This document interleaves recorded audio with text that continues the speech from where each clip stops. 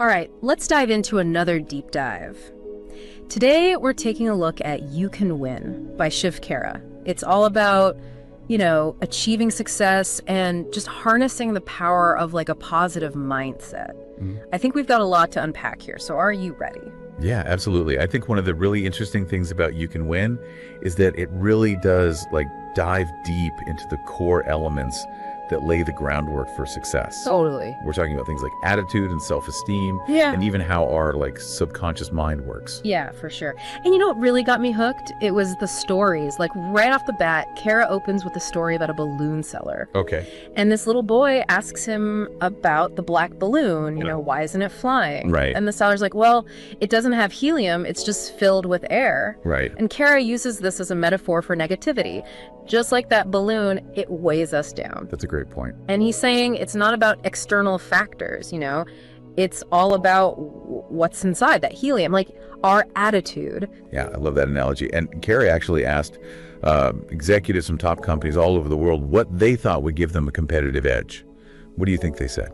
I don't know, like more funding, better tech? Nope. They all agreed the number one thing, a better attitude in their employees. Really? Yeah. Less waste, better teamwork, more loyalty, a more positive environment. It all stems from that. Okay, that makes a lot of sense, actually. But how do you actually, cultivate that? Does that winning attitude, is it just something some people are born with? Well, that's where Khera introduces this idea of what he calls total quality people, or TQP.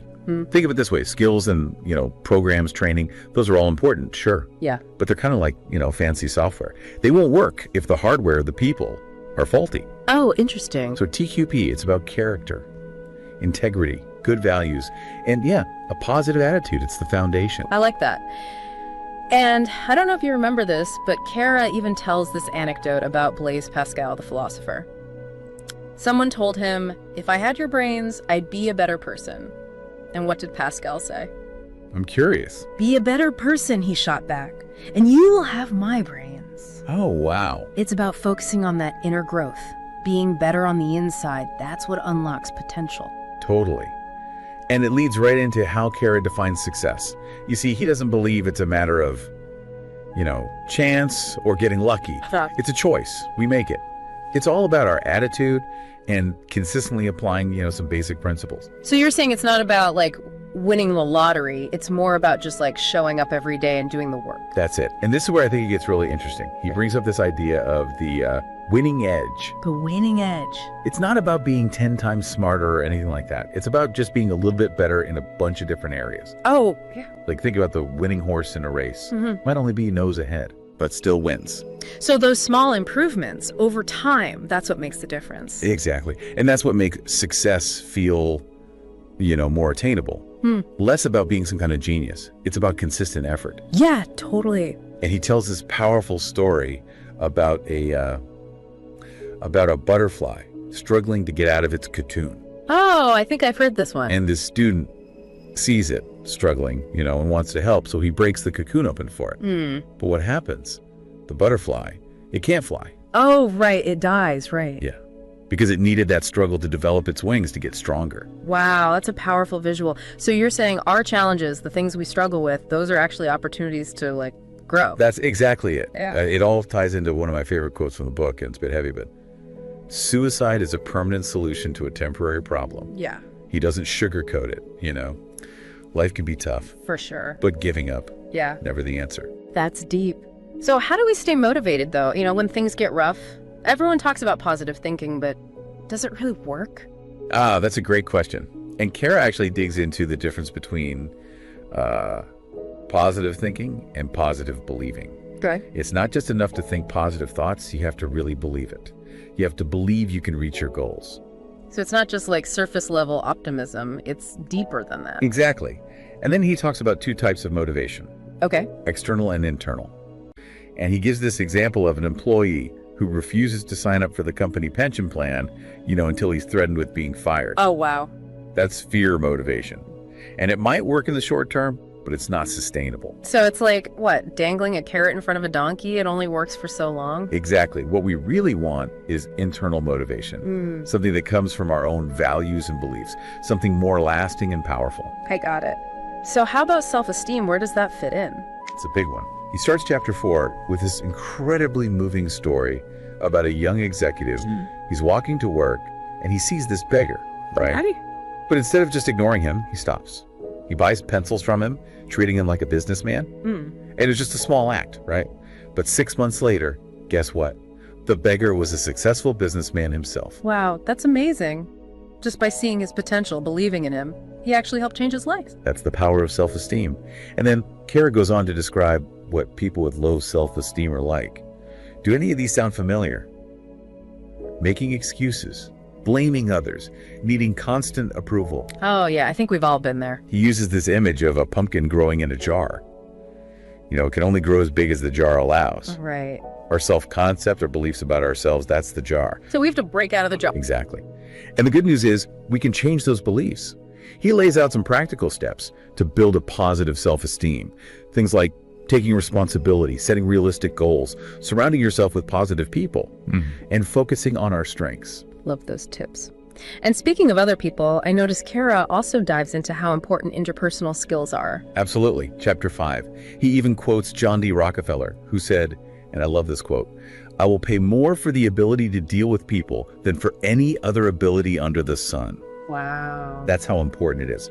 Khera really emphasizes developing a pleasing personality. And it's not about being fake. It's about being genuine, having a good attitude, and treating others with respect. Right. You know, he even tells this heartwarming story about this little boy. He buys an ice cream cone and leaves a tip for the waitress. Oh, It's just a small act of kindness, but it makes a difference. that's cute. And then there's the story about the farmer who slanders his neighbor. And later, you know, he regrets it. So someone tells him to scatter feathers all over the field and then try to gather them all back up. And he can't? Nope. It illustrates just how much impact our words have. Once they're out there, you can't take them back. That's a great visual. So it's about being mindful of what we say. Yeah, being careful with our words and how they might affect others. And then he stresses listening. Oh yeah, that's a big one. He talks about how people feel neglected, unimportant, even like disheartened when they're not listened to. But when we really listen, they feel valued, appreciated, and encouraged. It's amazing what a difference that can make. Right. And Khera doesn't shy away from, you know, the tough stuff.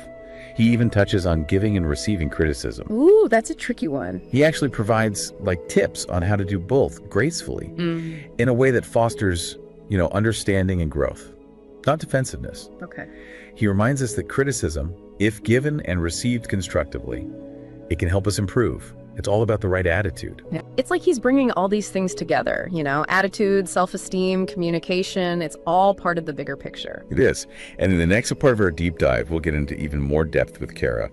We're going into the subconscious mind and the power of habits. Ooh, that sounds exciting. Can't wait. All right, welcome back. Ready to explore the hidden depths of your mind? Oh, absolutely. This is exciting. It's like we're going spelunking in our own subconscious. That's a great way to put it. Yeah. So in chapter 6, Khera takes us into this world, this fascinating world of the whole conscious mind and the power of habits. And he starts off with this principle of GI-GO, garbage in, garbage out. GI-GO, okay. It's like with a computer. You know, if you feed it negativity, you're going to get negative output. But if you feed it positivity, well, guess what? You get positive results. Exactly. Yeah.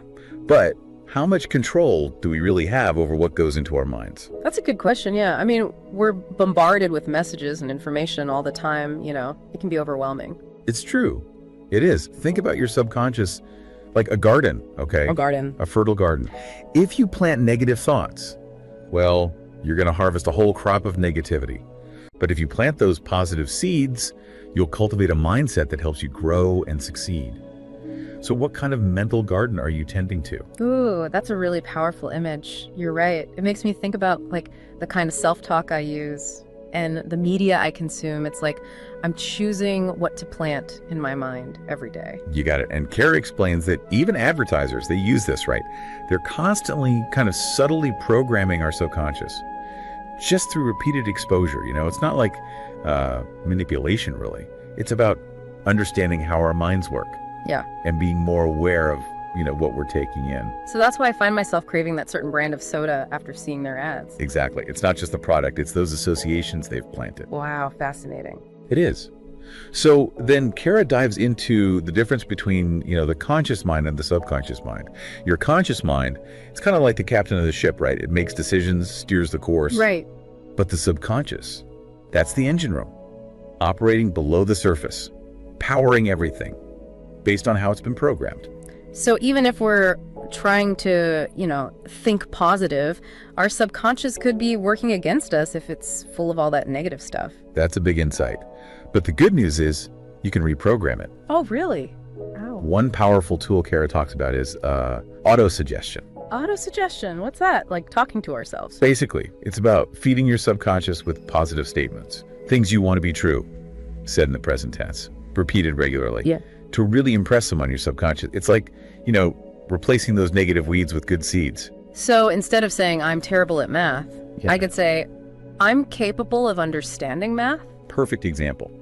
Keep feeding it those positive messages consistently, and you can actually change your beliefs and eventually your behaviors. He even has this 21-day formula, right, for forming habits through auto-suggestion. Is there like a science behind that? Or is it just a random number? Well, research does suggest it takes at least 21 days to really form a new habit. Consistent practice is key. That's why Khera recommends practicing autosuggestion every day for at least 21 days to make it stick. And he stresses visualization too. Visualization. Creating those vivid mental images to really boost the effectiveness of your affirmations. So it's not just like saying the words, it's creating a whole movie in your mind where you're already living that way. Exactly. You got it. And that leads us perfectly into chapter 7, where Khera gets into goal setting. He's all about setting SMART goals. SMART goals, I've heard that before. Specific, measurable, achievable, realistic, time-bound. Right. But I never really thought about what each part means. Like, why be so specific? It's about clarity, focus. Instead of just saying, I want to be healthier, you'd say, I will walk for 30 minutes 3 times a week for the next month. See the difference. Oh, yeah. One is kind of vague. The other is like a plan. Exactly. It makes the goal seem less daunting, more doable. Like having a roadmap instead of just, a general destination in mind. That's it. He also talks about, different types of goals, short-term, mid-term, long-term. He wants us to have a balanced approach, So like a plan for tomorrow, a plan for next year, and a vision for 5 years from now. Exactly. It keeps you moving forward on all levels. That's cool. And to keep from getting overwhelmed, he says to break those big goals down into smaller steps, right? Yes, absolutely. Each little milestone you reach, it builds momentum, keeps you going. Like climbing a mountain. You focus on the next base camp, not just the peak. Great analogy. And finally, we get to chapter 8, the heart of it all. Yeah. Values and vision. Khera really believes that having a clear value system, it's crucial for a good life, a fulfilling life. So it's not just about like external success, it's about living in line with what you believe in. That's it. He talks about integrity, even when it's hard, even highlights the difference between what's legal and what's ethical. Yes. Sometimes what's legal might not feel right to you based on your values. Right. He had those 2 powerful stories, right? One about Ruben Gonzalez. Oh yeah, the racquetball player. He calls a fault on himself during a world championship match. Even though the ref ruled in his favor. Chose integrity over winning. Wow. And then the other story about the businessman who's rushing to catch a flight, and he stops to help a blind girl who, dropped her basket of fruit. Misses his flight, but demonstrates his values. Both those stories, they're about doing the right thing, even when it costs you something. Living a life that's worth saving, as Khera puts it. It's not just about surviving. It's about thriving and leaving something good behind. He wants us to ask ourselves, if someone were to write the story of your life, what would it say? Would it be a story of integrity, compassion, courage? Ooh, that's a big question. It's not just about the destination, it's about how we get there and what guides us. It is. Khera leaves us with this. If you were to write your own personal philosophy of success, what would it be? What stands out to you most from our deep dive so far? Ooh, that's tough. There's so much. I think I'm really fascinated by this idea of the subconscious mind and how we can actually reprogram it with positive affirmations. It feels almost like a superpower we all have. I love that. It is. And in the last part of our deep dive, we'll see how Khera brings all these ideas together, gives us those actionable steps, to make it all real. Ready for the grand finale. Oh, absolutely. I'm ready to take You Can Win from theory to practice. So we're back diving deeper into You Can Win. We've covered so much ground already, attitudes, self-belief, setting goals the right way. It's a lot. It is, yeah. But Khera doesn't just leave it there. He pushes us to think about not just like what we achieve, but how we do it. He's really focused on making a positive impact, on the world around us. Right. He actually says that real wealth isn't just about money, it's about making a difference. That's it. And he makes this distinction between what we do for a living and what we do with a living, which I thought was really interesting. Yeah, me too. It made me think, like, we might have a job just to, pay the bills, but it's how we use our time and our resources. That's what really counts. Exactly. He even quotes Helen Keller, the best and most beautiful things in the world cannot be seen or even touched. They must be felt with the heart. So powerful, right? Beautiful quote, yeah. It's like real fulfillment comes from something bigger than ourselves. Giving back. And Khera, he doesn't shy away from, the downsides of just chasing money. Mm-hmm. He tells that story of King Midas, remember? The guy who wished for everything he touched to turn to gold. Oh, yeah. Didn't end so well for him. Nope. In the end, he realized that real wealth is about connection, experiences, not stuff. It's a good reminder. Khera really wants us to stop and ask, is this life worth saving? Like, he tells a story, kind of haunting one, about a man who rescues this drowning boy. And as the man walks away, he tells the boy, make sure when you grow up that your life was worth saving. Ooh, yeah, that one stayed with me. It's not just about, getting by. It's about making it count, leaving a good mark on the world. A life of purpose, that's what Khera is advocating for. And he emphasizes commitment as a key part of that. Oh, okay. He asks us to imagine, how messed up our relationships would be if we couldn't count on each other's commitments. That's true. Could a parent-child relationship even work if the parent was like, well, I'll try to be there for you, but no promises? I guess not. It makes you realize how important commitment is for trust. Exactly. And not just in personal relationships, but also commitments to ourselves, to our goals, to what we believe in. Without commitment, it's easy to, give up when things get tough. Exactly. And one thing I really liked about You Can Win is that Khera doesn't just preach, He gives us concrete ways to put these ideas into action.